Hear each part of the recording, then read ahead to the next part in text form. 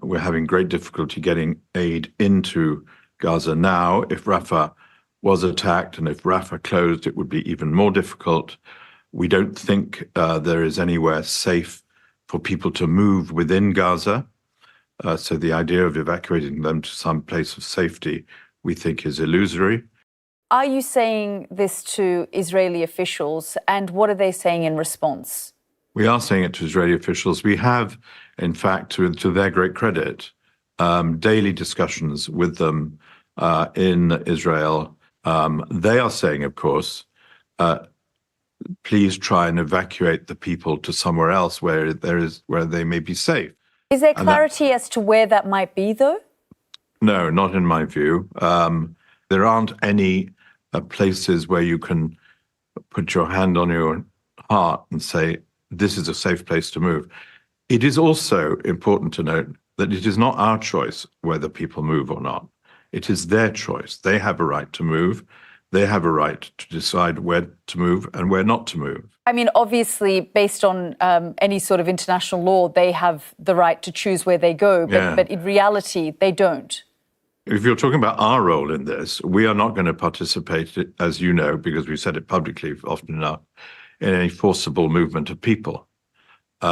We will certainly help people if they decide to go somewhere of their own volition and if we think it's safe. But we do not think that there is anywhere safe to go in Gaza.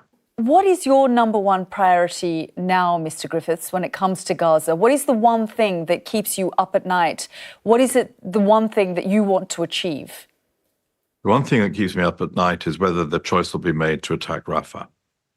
You've been doing this for 5 decades, for the bulk of your life, and you have described the situation in Gaza as the worst humanitarian crisis that you've seen.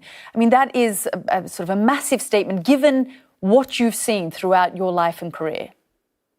Yeah, it's not that I haven't seen terrible atrocities, as you can imagine, in places like Syria. I remember awful scenes that I was obliged to witness and take note of there. It's not as if the Khmer Rouge were not the horrors of their day in my youth. But the reason I said that Gaza is, in my experience, the worst is because people can't escape. They're blocked in.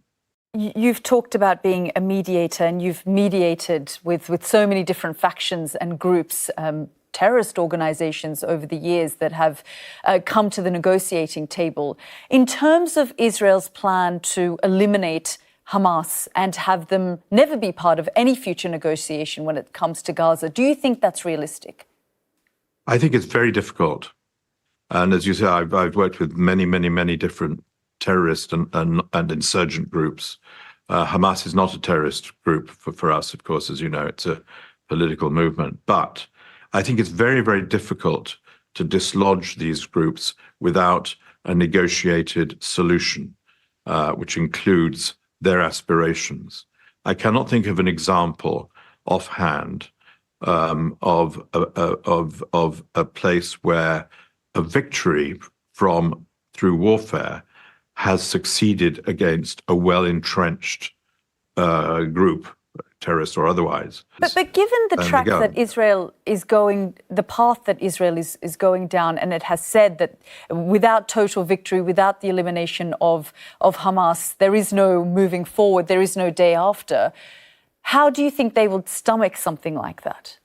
I think it's very difficult. I have seen the compilation videos of what happened on that awful day of October the 7th. I've seen the horrors of what happened to Israelis on that day. I have met hostage families. I have total understanding, I believe, of the trauma that's caused Israel, and it's widespread in Israel, and I'm not surprised. It's a shocker. But I would add that if you want to have safety and security with people who are going to inevitably continue to be your neighbor in some form or another, you're going to have to create a relationship based on some shared values. And you don't easily do that without dialogue.